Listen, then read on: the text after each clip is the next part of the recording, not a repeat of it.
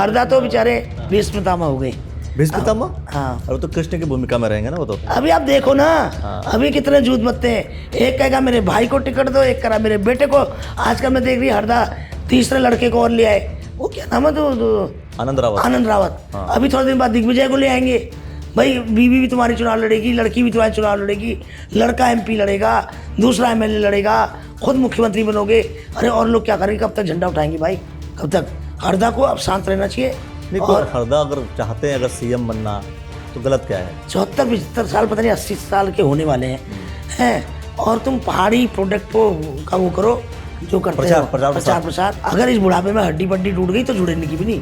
हरक सिंह रावत जी के आ जाने से और ज़्यादा पार्टी को मजबूती मिल गई आपके हिसाब से? बीजेपी में तुम मंत्री रह चुके, तो कौन तुमको मुख्यमंत्री बर्दाश्त करेगा भाई? जो बेचारे कभी पार्टी नहीं छोड़े वो मुख्यमंत्री बनेंगे या तुम बनोगे? गणेश गोदियाल एक मेहनती आदमी है, उसका पलायन का दर्द उसके अंदर है, वो एक संघर्ष करने वाला, उसने तपा हुआ आदमी हो। जितने अध्यक्ष आते हैं सब इंदिरा गांधी के पोते बनने लगते हैं, तो राजीव गांधी का बेटा बनने का प्रयास मत करना कोई। आप सिर्फ, आपको जिम्मेदारी दी है, आप अच्छा चुनाव लड़ाइए, अच्छे लोगों को टिकट दीजिए, युवाओं को चांस दीजिए, जो 2-2 3-3 बार हारा उनको टिकट ना दीजिए। अगर आपने वो गलती दोहराई फिर सांप हो जाओगे तुम। पहाड़ियों को बेवकूफ़ बनाते हो, घर तुम्हारे बसंत विहार में, घर तुम्हारे राजपुर रोड में, घर तुम्हारे जोगीवाला में, और पहाड़ पे गैरसैंण में 2 दिन तो तुम रह नहीं सकते। अब पहाड़ की राजनीति करोगे?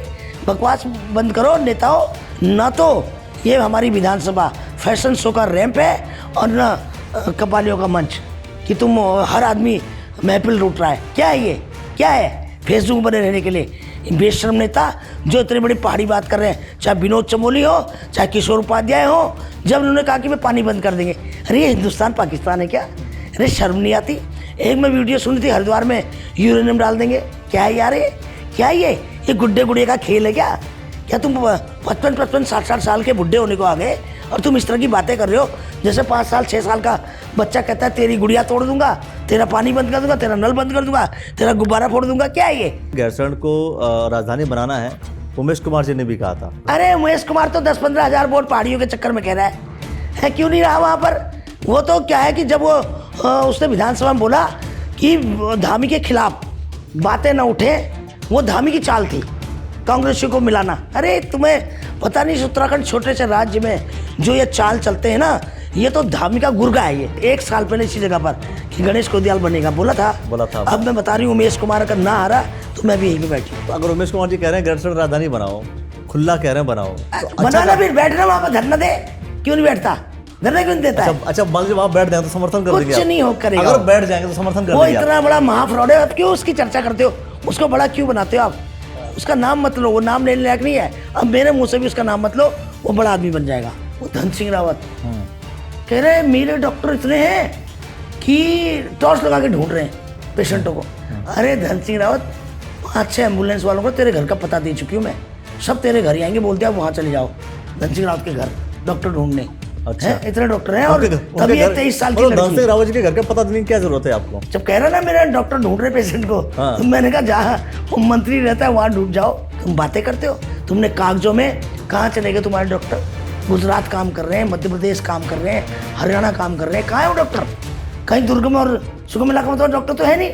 आपके हिसाब से लगता है कि कांग्रेस की सरकार आ सकती है उत्तराखंड में? 200% आ सकती है। देखिए 200% मतलब जैसे अगर बिहार इलेक्शन देखने के बाद, बिहार में क्या था, बिहार में आपका चंद्रशेखर की पार्टी लड़ रही थी, बसपा लड़ रही थी, लालू का लड़का लड़ रहा था, और प्रशांत किशोर लड़ रहा था, तो वोट काटने के लिए बीजेपी ने खड़े किए थे। तो यहाँ बीजेपी और कांग्रेस के अलावा नहीं है कोई। कांग्रेस के नेताओं को कहना चाहती हूँ, बिहार से सबक लो, बिहार से। आप देखो ना कितना सफाया हो गया, आरजेडी कितना उछल रही थी, और अभी भी मत उछलिए और सारे एकजुट होकर रहिए। उत्तराखंड के सदन में जब बात होने लगी कि मैदानवाद और पहाड़वाद की, विधायकों ने अपनी अपनी बातें कहनी शुरू कर दी, लेकिन इस पूरे बात में अगर भावना पांडे जी जो कहती है कि हम तो उत्तराखंड की बेटी हैं, तो ये जानना बहुत ज़रूरी हो जाता है कि आखिर वो क्या चाहती हैं, वो क्या कहती हैं। क्या वास्तव में उनके लिए भी मैदान और पहाड़ के बीच का जो डिफरेंसेस हैं वो वास्तव में है, वो डिफरेंसेस क्या वास्तव में दिखती हैं? तो आज हमारे साथ भावना पांडे जी हैं, आपका बहुत बहुत स्वागत करता हूं मैं, और आपसे ये जानना चाहता हूं कि एक्चुअल में ये जो पूरा जो घटनाक्रम रहा, विनोद चमोली जी हों, किशोर उपाध्याय जी हों, रवि बहादुर जी हों और शहजाद जी हों, उमेश कुमार जी हों, तो सब मैं समझता हूं कि ये सारे जो स्टेटमेंट्स हुए एक दूसरे के ऊपर जो आरोप लगे, मैदानवाद और पहाड़वाद की बात होने लगी, क्या कहेंगे आप इस पूरे संदर्भ में? क्या वास्तव में उत्तराखंड में मैदानवाद और पहाड़वाद के बीच खाई है या नहीं है? देखिए, ये खाई नेताओं ने बना रखी है, सिर्फ अपने वोट बैंक की राजनीति की वजह से। पहले तो हिंदुस्तान पाकिस्तान करते हैं, फिर हिंदू मुसलमान करते हैं, फिर इतना सा छोटा सा राज्य है, आप देखिए ना, और जिसमें 5 लोकसभा है, उसमें आप प्लेन पहाड़ की राजनीति करते हो। मैं ये कहना चाहती हूँ कि जो भी नेता प्लेन पहाड़ की राजनीति कर रहा है, तो मैं उसको समझाना चाहती हूँ, हम आंदोलनकारी हैं। हमसे पूछो कि जब हमने राज्य लिया था, इस उत्तराखंड को हम तो चाहते हैं सहारनपुर में मिले। सहारनपुर भी मिलता तो अच्छा होता ना, और बड़ा स्टेट होता। जिस समय हमने राज्य लिया था, मैं किशोर उपाध्याय से कहना चाहती हूँ, किशोर भाई, आपने मैंने एक ही मंच शेयर किया है, 17 दिन तक भूख हड़ताल में था ये, और उसके बाद जाके किशोर उपाध्याय जी, हाँ, 24 अकबर रोड पे मैं और एक ही शेयर किया हमने। किशोर दा के साथ बैठे हैं, हम छोटे छोटे थे उस समय, और यशपाल राणा, उसके पिताजी, उमा आंटी, प्रेमानंद बलोदी, किशन शर्मा, किशोर उपाध्याय, मैं उस समय जिलाध्यक्ष कांग्रेस थी। तो मैं कहना चाहती हूँ, आपने तो उस समय ये लिखा कि हमें हरिद्वार नहीं चाहिए, उसमें तो उत्तराखंड राज्य की आप बताइए, हरिद्वार में भी हमारे लोग हैं उत्तराखंड के, उन्होंने भी आंदोलन किया सबने, ऐसा नहीं हरिद्वार के लोगों ने, 450 लोग आंदोलनकारी हैं यहाँ पर। तो कुछ लोग ऐसे हैं जो यूपी से मेरी रिश्तेदारी है, वो लोग नहीं चाहते थे कि भाई ये उत्तराखंड राज्य में हरिद्वार आए, क्योंकि आपने देखा होगा एक बार मुनव्वर हसन कैराना के एमपी थे, उन्होंने राजेंद्र बाडी जिता दिया, राजेंद्र कुमार बाडी, ये कह के कि मैं इसको हरिद्वार को यूपी में मिला दूंगा। तो लोगों में इतना हुआ कि भाई हरिद्वार है। अरे आज इनसे पूछो, करोड़ों की तुम्हारी जमीन है, आज कहोगे कि हरिद्वार को यूपी में मिला दो? कभी नहीं, क्योंकि हरिद्वार यूपी में तुम्हारी जमीन 2-2 लाख 4-4 लाख की है, यहाँ तुम्हारी जमीन 2-2 करोड़ रुपए की है। आज शहादत दी हम लोगों ने, आज करोड़ों के मजे ले रहे हैं ये लोग। आप देखिए ना भाई, सारे लोग जो हमारे उत्तराखंड में जितनों की ज़मीनें हैं, आज हाईवे पे किसी की 3 करोड़ 4 करोड़ रुपए एकड़ से कम कोई ज़मीन है क्या? इंच भर ज़मीन नहीं मिल रही यहाँ पर, 2-2 करोड़ रुपए बीघा ज़मीन मिल रही है हाईवे पे। तो मैं कहना चाहता हूँ कि प्लेन पहाड़ की राजनीति करना बंद करिए, ये वोट बैंक की राजनीति है, ये उत्तराखंड को बांटना बंद करिए। जो बांटेगा उसका घर में घुस के इलाज करूँगी मैं, खबरदार। हाँ, ये बात से मैं सहमत हूँ, शहजाद भाई ने जो कहा कि पहाड़ की राजनीति करते हो, घर तुम्हारे प्लेन्स में, ये सत्य है, इस बात को मैं उनका सहमत करती हूँ। शहजाद जी के इस स्टेटमेंट से पूरी सहमत है? हाँ, सहमत ही हूँ। पहाड़ की राजनीति करते हो, पहाड़ियों को बेवकूफ़ बनाते हो, घर तुम्हारे बसंत विहार में, घर तुम्हारे राजपुर रोड में, घर तुम्हारे जोगीवाला में, और पहाड़ पे गैरसैंण में 2 दिन तो तुम रह नहीं सकते, और पहाड़ की राजनीति करोगे? बकवास बंद करो नेताओं। और विधानसभा ये न तो ये हमारी विधानसभा फैशन शो का रैंप है, और न कपालियों का मंच कि तुम हर आदमी महफिल लूट रहा है। क्या है ये? क्या है? फेसबुक बने रहने के लिए बेशर्म नेता जो इतनी बड़ी पहाड़ी बात कर रहे हैं, चाहे विनोद चमोली हो, चाहे किशोर उपाध्याय हो, जो पहाड़ प्लेन की राजनीति। जाके गैरसैंण जाओ ना, 15 दिन तुम नहीं रह सकते गैरसैंण में। क्यों नहीं स्थायी राजनीति बनाते गैरसैंण में? पहाड़ की बात करते हो, पहाड़ियों को बेवकूफ़ बनाते हो। खबरदार, प्लेन पहाड़ की राजनीति मत करना। और मैं तो उस बात से किशोर उपाध्याय की बेहद नाराज हूँ जब उन्होंने कहा कि मैं पानी बंद कर देंगे। अरे ये हिंदुस्तान पाकिस्तान है क्या? अरे शर्म नहीं आती? एक मैं वीडियो सुनी थी, हरिद्वार में यूरेनियम डाल देंगे। क्या है यार ये? क्या है ये गुड्डे गुड़िया का खेल है क्या? क्या तुम 55 60 साल के बुढ़े होने को आ गए और तुम इस तरह की बातें कर रहे हो जैसे 5 साल 6 साल का बच्चा कहता है तेरी गुड़िया तोड़ दूंगा, तेरा पानी बंद कर दूंगा, तेरा नल बंद कर दूंगा, तेरा गुब्बारा फोड़ दूंगा। क्या है ये? ऐसे लोगों को जिताना नहीं चाहिए। जो तुम बात मत करना भू माफियाओं की, बात मत करना शराब माफियाओं की, बात मत करना क्या कहते हैं खनन माफियाओं की, बात मत करना इतने घोटाले हो रखे हैं, ये बात मत करना कि 700 करोड़ रुपये आलू वाले लेके भाग गया, ये मत करना कि अरुण तोमर ने 6 जिले ले लिए, सब पंजाब शराब आ रही है, यहाँ से गुजरात शराब जा रही है। बात करते हिंदुस्तान की पाकिस्तान की तरह प्लेन पहाड़ की राजनीति। क्यों नहीं तुम्हारे अंदर दम है? क्यों नहीं तुम्हारी जवान चलती अपनी पार्टी के खिलाफ? एक शख्स है जो त्रिवेंद्र सिंह रावत बोलते हैं, हमेशा अपनी पार्टी के हट कर बोलते हैं, वो उत्तराखंड के प्योर आदमी है, वो प्योर। मैं त्रिवेंद्र सिंह रावत यस उत्तराखंड के लिए बोलता है ना, चाहे वो पार्टी उसके खिलाफ एक्शन ले ले, वो पार्टी से हट के बात करते हैं ना। एक्चुअल में मुख्यमंत्री लायक वही है, वही थे। इन्हीं टाइप के कुछ कुकर्मी लोगों ने उनको हटाया, नहीं तो असली में मुख्यमंत्री लायक वही आदमी है बीजेपी में। अच्छा, तो फिर अभी जैसे आपने बोला कि गैरसैंण की आप बात कर रही थी कि गैरसैंण को राजधानी बनाते, लोग रहते, इसकी कवायद जो है, मतलब इसकी कहा कि भाई गैरसैंण को राजधानी बनाना है, उमेश कुमार जी ने भी कहा था। तो विनोद चमोली ने तो खैर अलग तरीके से कह दिया था कि चौधरी मत बनो, ये न मत करो। और जब अरे उमेश कुमार तो 10-15 हजार वोट पहाड़ियों के चक्कर में कह रहा है क्यों नहीं रहा वहां पर? वो तो क्या है कि जब वो उसने विधानसभा में बोला कि धामी के खिलाफ बातें ना उठे, वो धामी की चाल थी कांग्रेसियों को मिलाना। अरे तुम्हें पता नहीं उत्तराखंड छोटे से राज्य में जो ये चाल चलते हैं ना, ये तो धामी का गुर्गा है। ये धामी का उमेश कुमार जैसा धामी कहता है, जैसा धामी के खिलाफ बात हो रही थी सरकार के खिलाफ, तो बातें ना उठे तो बस वहां पर कांग्रेसियों के साथ मिल लिया और कांग्रेसी भी उसके कंधे से कंधा मिला रहे। अरे तुम इतने कमजोर नेता हो, भुवन कापड़िया क्या कहते हैं, प्रीतम सिंह या जितने भी नेता हैं, या हमारे फुरकान भाई हो, जितने भी हैं, काजी, क्या है वो कल का, क्या है वो सामने? वो तो धोखा करके पहली बार जीत गया। काट की हांडी एक ही बार जलती है, वो दोबारा जीतने वाला नहीं है। वो छलिया, फरेबी, फ्रॉड, रेपिस्ट, उस आदमी को मैं चुनाव जीतने नहीं दूंगी। चूक हो गई मुझसे, मुझे पता नहीं था, वरना मैं उसी समय नहीं जीते देती उसको। मतलब ये जो आप बोल रही है साफ साफ, ये चुनाव नहीं जीतने देंगी, ये चुनाव नहीं जीत पाएंगे। देख लेना, आपको मैंने इससे पहले भी तो बोला था, 1 साल पहले अनऑफिशियल कि प्रदेश अध्यक्ष 1 साल पहले इसी जगह पर कि गणेश कोदियाल बनेगा, बोला था। अब मैं बता रही हूँ, उमेश कुमार अगर ना हारा तो मैं भी यहीं पे बैठी हूँ। आखिर ऐसा तो अब ये बताइए, विनोद चमोली जी भी ये बात कह रहे हैं कि उमेश कुमार जी चुनाव नहीं जीतेंगे। कभी नहीं जीतेगा, कभी नहीं जीतेगा। वो कुछ तो मामलों में विनोद चमोली खराब हैं, ठीक नहीं है, कुछ मामलों में। हाँ, जो बातें सही है वो ठीक है, कुछ बातें ढंग की करता है। इतना पुराना 4-5 बार का विधायक है, मगर बचकानी बातें नहीं करनी चाहिए। कहाँ तो तुम यही अगर उमेश कुमार जी कह रहे हैं गैरसैंण राजधानी बनाओ, खुला कह रहे हैं बनाओ, तो बनाना, फिर बैठना वहां पर, धरना दे। क्यों नहीं बैठता? धरना क्यों नहीं देता है? अच्छा मान लीजिए वहां बैठ जाएंगे तो समर्थन कर देंगे? कुछ नहीं हो करेगा। अगर बैठ जाएंगे तो समर्थन कर वो देंगे? इतना बड़ा महाफ्रॉड है, आप क्यों उसकी चर्चा करते हो? उसको बड़ा क्यों बनाते हो आप? उसका नाम मत लो, वो नाम लेने लायक नहीं है। अब मेरे मुंह से भी उसका नाम मत लो, वो बड़ा आदमी बन जाएगा। अच्छा, हाँ, चलिए। अच्छा, एक बात बताइए, जैसे कि अभी आपने कहा गणेश गोदियाल का जिक्र किया आपने थोड़ी देर पहले, आपने कहा कि भाई गणेश गोदियाल जी का जिक्र जो है बहुत पहले आपने इंटरनली बता दिया। आपको पता था कि ये बनने वाला है? आपको 1 साल पहले नहीं बोला था मैंने? हाँ, तो आपने पहले बता दिया। तो आपको बताया था 1 साल पहले, ऑफिशियली नहीं बताया था कि लोग इसकी कटिंग कर देंगे।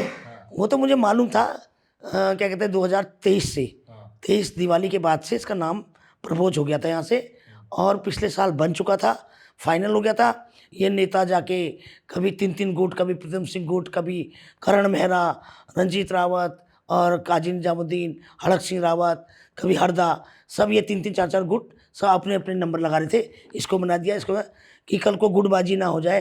अब आपसे पिछले इंटरव्यू में सुना होगा आपने कि भाई ये 1 साल पहले डिक्लेयर करेंगे। क्यों? 6 महीने पहले बन चुका है, 1 साल पहले डिक्लेयर करेंगे, क्योंकि अब चुनावी मूड में लोग हैं। अब ये कोई इधर उधर नहीं जा सकता। और अब भी मैं कांग्रेस के नेताओं को कहना चाहती हूँ, बिहार से सबक लो, बिहार से। आप देखो ना कितना सफाया हो गया, आरजेडी कितना उछल रही थी, और अभी भी मत उछलिए और सारे एकजुट होकर रहिए। इस समय देखिए हमारे उत्तराखंड में एक आधार है, यहाँ पर 2 ही पार्टी हैं। देखिए चंद्रशेखर आज़ाद का तो रोहिणी नक्षत्र खराब हो गया, आपने देखा होगा।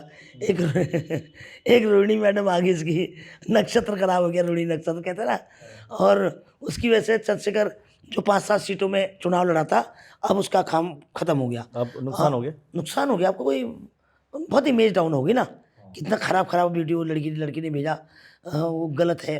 पहले आप लोग घूमते हैं लड़कों के साथ, फिर उसके बाद ब्लैकमेल करते हैं। तो मैं महिला हूँ, मैं ऐसा भी इन महिलाओं को नहीं होना चाहिए। अपने आप को भी इतना ओपन नंगा नहीं करना चाहिए कि आपकी भी तो इमेज खराब हो रही है। इसलिए कहते हैं इज्जतदार लोगों के साथ दोस्ती रखना चाहिए, और वो बचकानी हरकत है, उसका इमेज डाउन हुआ।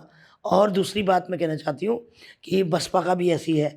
देखिए एक बचा खुचा शहजाद विधायक है, बसपा का भी आधार खत्म हो गया है। लेकिन बसपा विधायक ने जिस तरीके से स्टेटमेंट दिया, उसका फायदा कहीं ना कहीं आसपास की जो विधानसभाएं हैं वहाँ पे तो नहीं, कहीं नहीं पड़ने वाला, कहीं नहीं पड़ने वाला। कि भाई ये तो बसपा का कोई कैंडिडेट कानपुर में नहीं, लक्सर में, वहाँ भी शहजाद भाई है। अब कांग्रेस किसको देती है? अगर कांग्रेस ने कोई गेम कर दिया तो शहजाद के लिए भी खतरा है। और मंगलौर कांग्रेस ही गेम कर सकती है। किसी को ऐसा दे दिए जो मुस्लिम वोट काट दे, कहते हो मुस्लिम पर तो जीतता है वो। या इनकी वो है हरिद्वार वाला, वो नहीं हो कौशिक साहब की इसकी तिगड़ी, हाँ, वो उसको जिताते हैं, वो उसको जिताते हैं। ऐसा भी होता है? ऐसा कुछ है। मैंने सुना है कि कौशिक की इसकी अच्छी पड़ती आपने है। सारी बातें सुनी है या फिर कोई सबूत सबूत है? सबूत मेरा जवान से बड़ा सबूत क्या है? ये फैक्ट बात है, शायद दुनिया जानती है, दुनिया जानती है। मैं जो कहती हूँ पत्थर की लकीर होती है। और मेरी वीडियो को तो धामी भी बहुत सुनता है आजकल। कई दिन से वीडियो ने एक दिन बच्चे का बोला है आजकल आपके वीडियो नहीं आ रहे, क्योंकि धामी पूछ रहा है दीदी के वीडियो नहीं आ रहे। उसको भी बहुत अच्छा लगता है मेरी वीडियो पे। और मैं धामी का धन्यवाद भी करना चाहती हूँ। एक दिल्ली का पत्रकार बोल रहा था कि धामी तुम्हें प्यार बहुत करता है, अच्छा मानता है। मैं कहा अच्छा तो मैं भी मानती थी उसको, मैं काम अच्छे नहीं करता ना। यार वो धामी जी आपको अच्छा मान रहे हैं फिर भी आप उनको बोल रही हैं। तो भाई गलत तो मेरा सगा भाई करेगा, उसको भी नहीं छोड़ूंगी मैं उत्तराखंड की बेटी हूँ भाई। मेरे लिए धामी भी वैसा ही, त्रिवेंद्र सिंह भी वैसा ही, हरीश रावत भी वही। 5 उंगलियां पांचों बराबर है। जो उंगली मेरे को दर्द करेगी उसी को मैं पट्टी लगाऊंगी, समझ गए ना। तो जो दुख देगा उसके लिए मैं बोलूंगी। तो कौन कौन सी उंगली है जो दर्द कर रही है? हरीश रावत जी, देखो हरदा तो रावत, बेचारे हाँ। भीष्म पितामह हो गए। भीष्म पितामह? हाँ, और तो कृष्ण की भूमिका में रहेंगे ना वो तो। अब कृष्ण की मतलब भूमिका में पांडव आ गए अब जो है। कहाँ 5 आए? 3 तो आए अभी, 5 कहाँ है?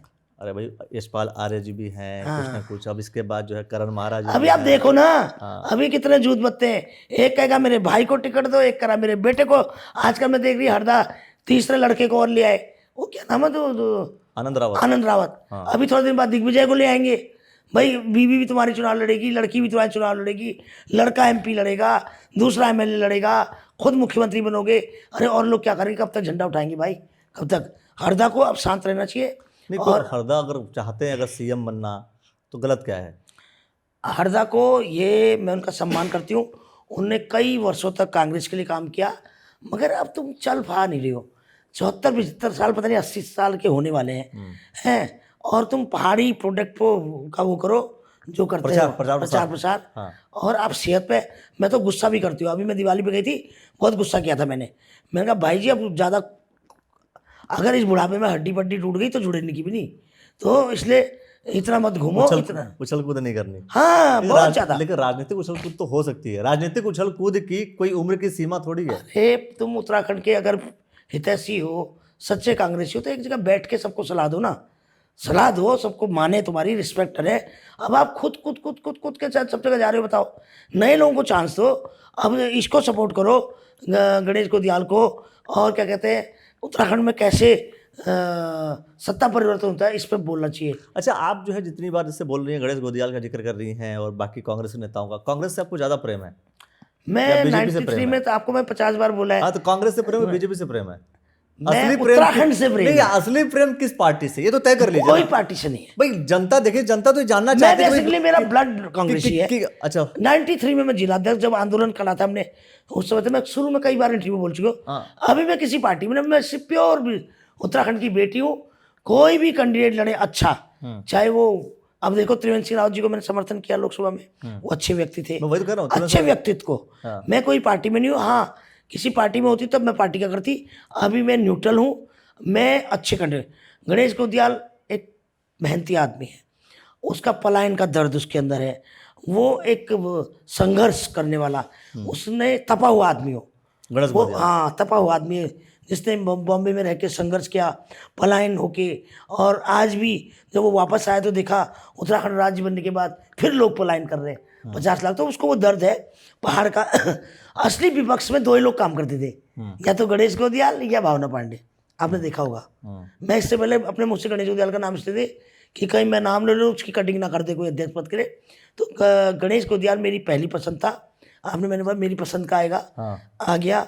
और मैं गणेश भाई को भी कहना चाहती हूँ कि जितने अध्यक्ष आते हैं सब इंदिरा गांधी के पोते बनने लगते हैं। तो राजीव गांधी का बेटा बनने का प्रयास मत करना कोई भी।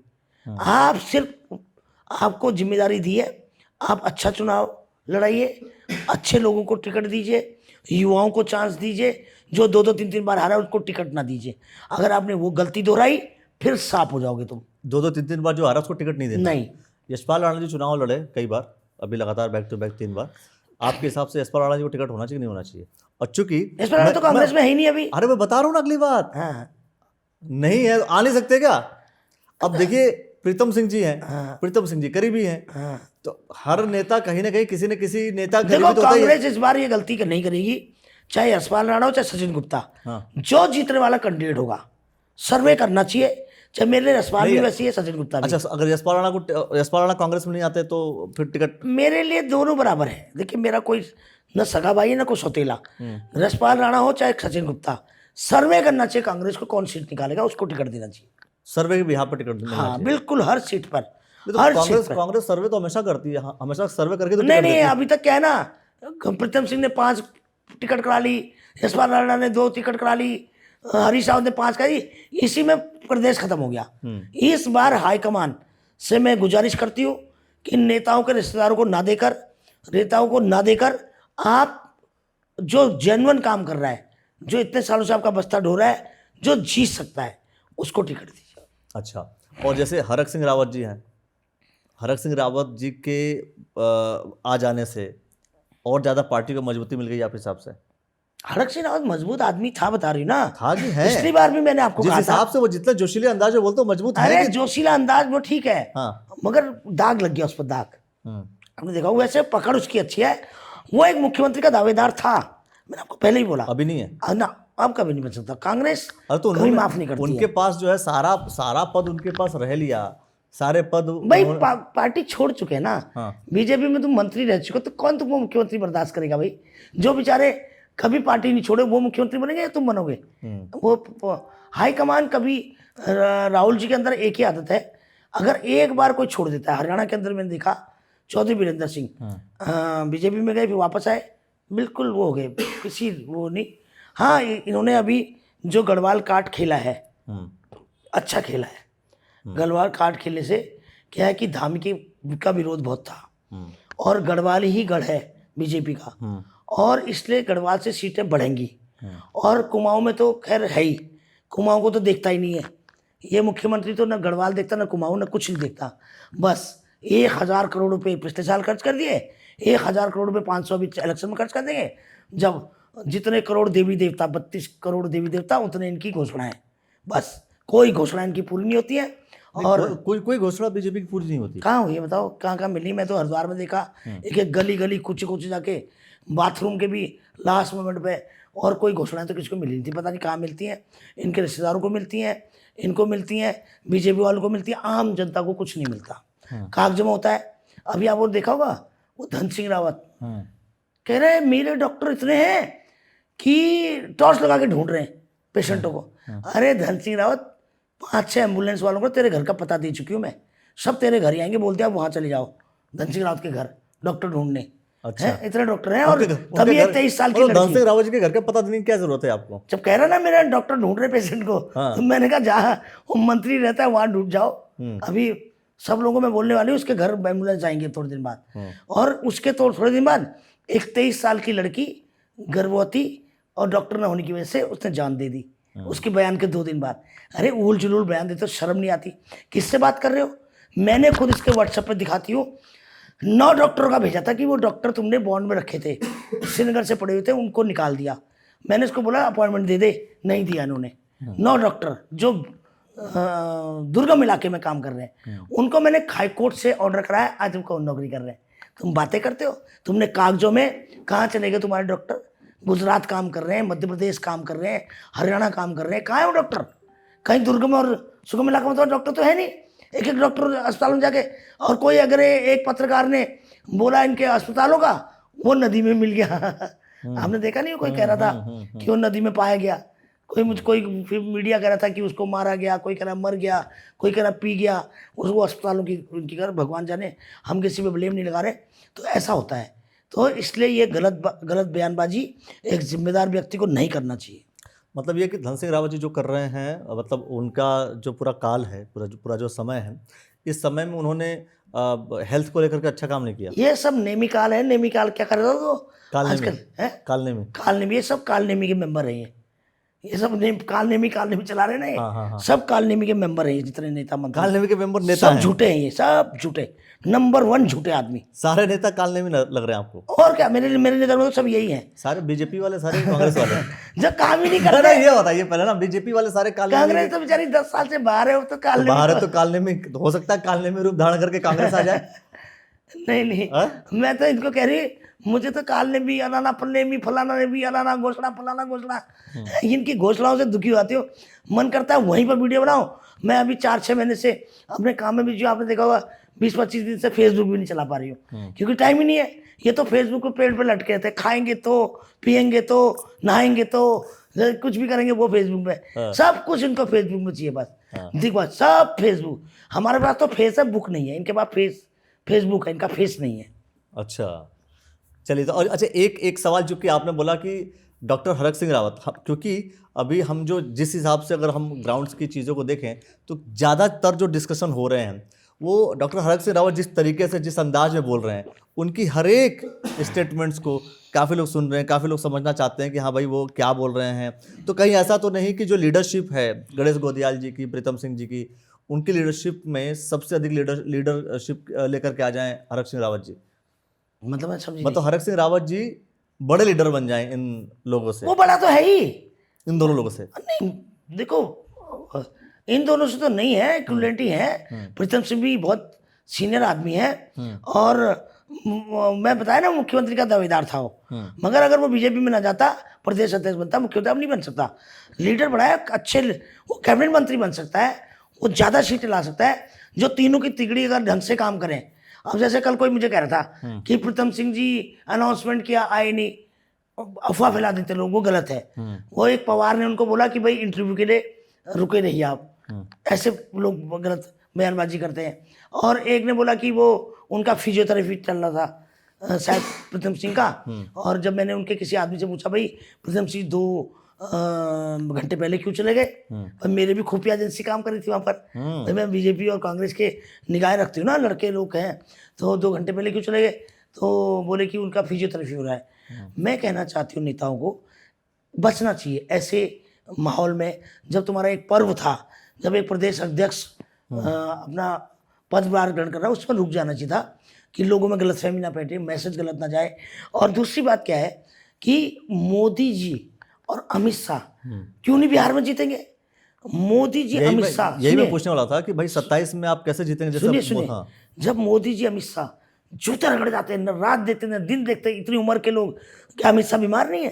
अमित शाह भी तो स्वास्थ्य उनका खराब रहता है, फिर भी उन्होंने जान लगा देते हैं। और तुम नेता 2 घंटे नहीं बैठ सकते? सारे मेरे कुमाऊं के नेता चले गए थे कल, हैं? अरे एक दिन रुक जाते भाई, माना कि तुमको बाई रोड जाना था, एक दिन रुक जाते। तो ये मैसेज गलत किया, ये मैसेज लोगों में गलत जाता है, लोग गलत समझते हैं कि इनमें एकता नहीं है।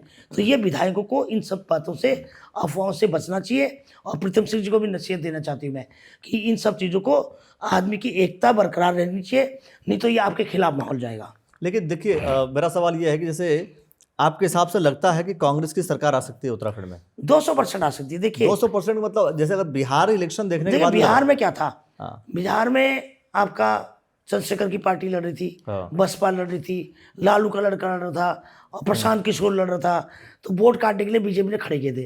तो यहाँ बीजेपी और कांग्रेस के अलावा नहीं है कोई तीसरा। क्यों?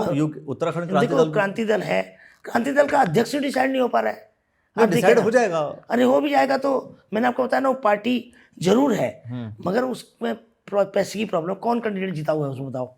एक थोड़ा बहुत आशीष नेगी चल रहा है, आशीष नेगी, उसके बाद भी इतना बड़ा, जहाँ ये नेता 10-5 करोड़ रुपए सुना है खर्च करते हैं, मुर्गा पार्टी, मीट पार्टी, शराब पार्टी, पैसा बांटते हैं, वो बेचारा कहाँ से बांट देगा? वहीं फेल हो जाते हैं लोग। है क्षमता। मतलब ये कि उत्तराखंड में बीजेपी वर्सेस कांग्रेस ही होगा, और कोई तीसरी पार्टी कहीं भी कुछ वोट नहीं ले पाएगी। अंत में जो लोग हैं ना, जो भावनात्मक उत्तराखंड के लोग हैं, आंदोलनकारी, वो तो वोट दे देंगे। वरना आपने देखा होगा अक्सर सीटों पर यूकेडी को नोटा से ज़्यादा कम वोट पड़ी हैं।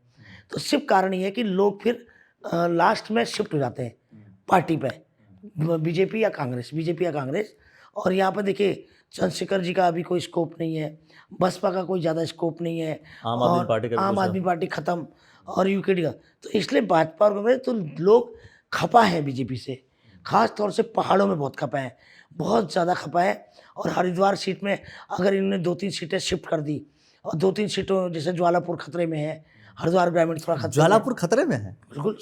अच्छा, हरिद्वार ग्रामीण भी खतरे में, मगर थोड़ा सा एकता करनी पड़ेगी, सबको मिलाना पड़ेगा। और कौन सा खतरा? नाराज हो रहे, और कौन सा खतरा? और काजी निजामुद्दीन वाला भी टक्कर पे, नेक टू नेक, अच्छा। उस पर भी मेहनत करनी पड़ेगी, क्योंकि अगर इस बार करतार बढ़ाना है तो और पैसे खर्च करेगा।